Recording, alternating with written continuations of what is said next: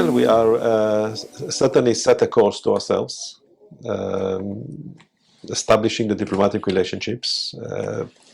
Our leadership framed it, said now go and build it block by block, which is what we diplomats now are going to do. That is also my mission. I'm the first ambassador, but there was work being done here before me.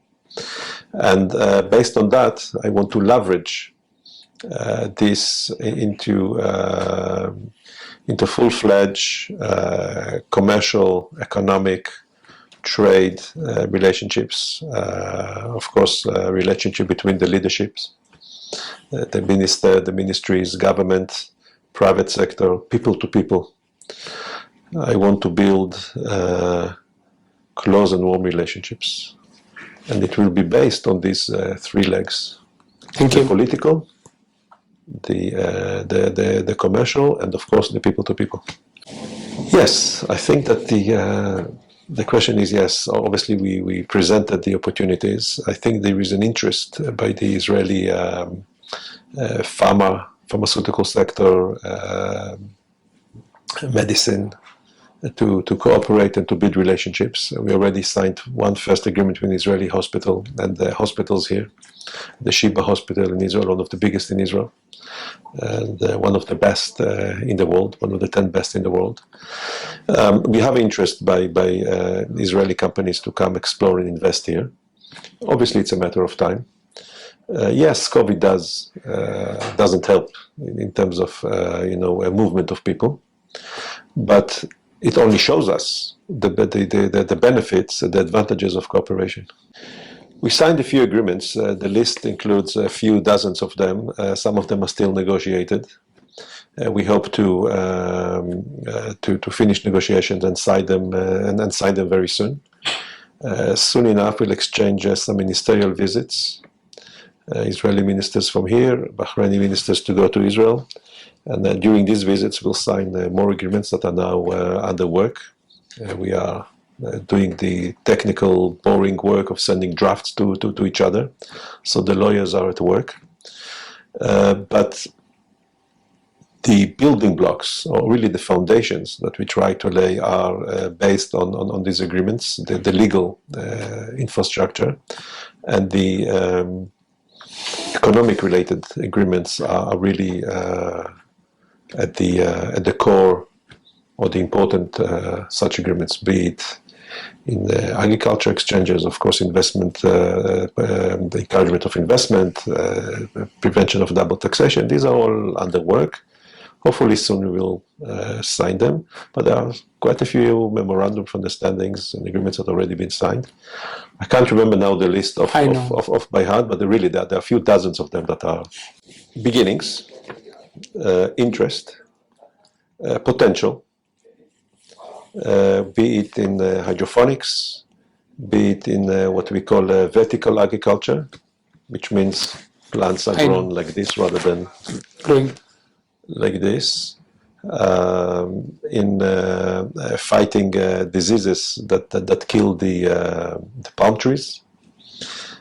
All this in the work, all this under review, but I think that based on our experience and a lot of our expertise and local expertise, after all, the desert here is a bit tougher than the desert that we have over there in Israel. I think we can do a lot together, and there's already interest by the both business communities, agro-business communities, to do more. First of all, we have to learn and to know better the environment, what can be done. We need to explore it together.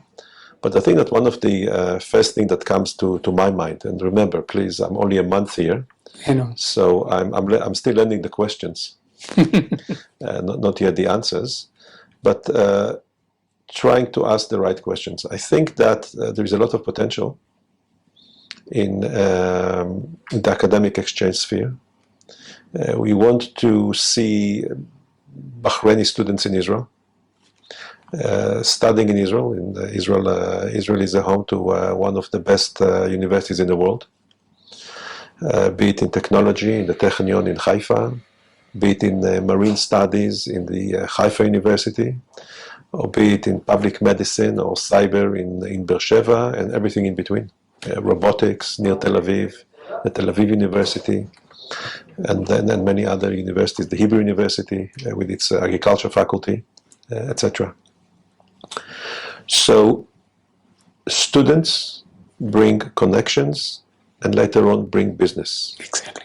It's minimum 5 to 10 years forward, but my vision is to see, starting next year, the year after, more and more Bahraini students visiting Israel and studying in Israel. You know, security is an important issue. It does take what we already have. We are on the same page. We both identify the threats and the challenges to our security. And I think it's obvious that we are talking about it and that we will talk about it, and when necessary, we'll inform each other about common threats. The US is Israel's biggest ally, best ally, and it's no secret that Israel's security owes a lot to our relationships, our deep relationships with the US. So the answer is, of course, we are cooperating with the US on many fields. These are very close and deep, and in fact historical. The US was the first country that recognized the State of Israel only 10 minutes after we declared independence.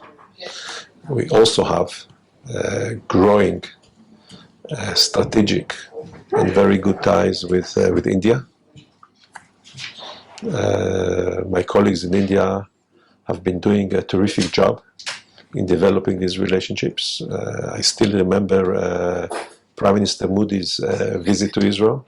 It was an excellent visit, a good rapport, and there is no day in Israel we don't read about something to do with India.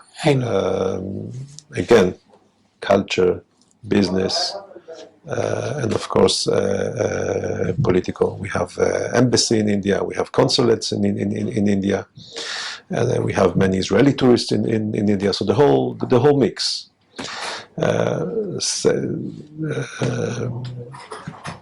Relations with China are also growing. We have an embassy and consulates. We have a trade relationship with China. Our companies are invested in China, produce a lot of our produce comes from China. So we believe in a world where trade barriers are lifted as much as possible, and we are a country that looks to the West, but also to the East when it comes to trade and diplomatic relationships. Not enough. Okay. We just started. But I see more and more Israelis in the hotels. I hear more and more Hebrew. On my first Saturday, on my first sightseeing tour to Kalat, Bahrain, the first people I met were speaking Hebrew. They were Israeli tourists who came to visit Bahrain and told me, I asked them, that they enjoyed themselves. So I hope that in the next few months and certainly years, we'll see more Israeli tourists here. It's only 2.5 hours flight. It's a short hop.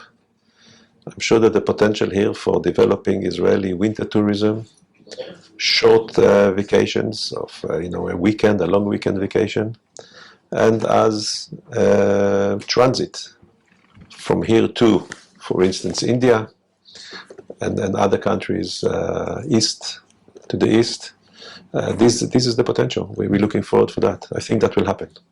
Before coming to Bahrain, I spent 9 months opening our embassy and being the first head of mission in Abu Dhabi.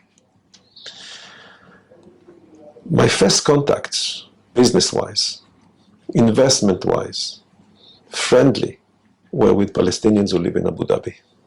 And you know what they told me?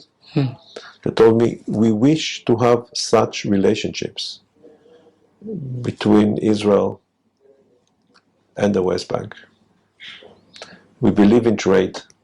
We believe in peace. And peace is an enabler. It enables us to live in security and to prosper.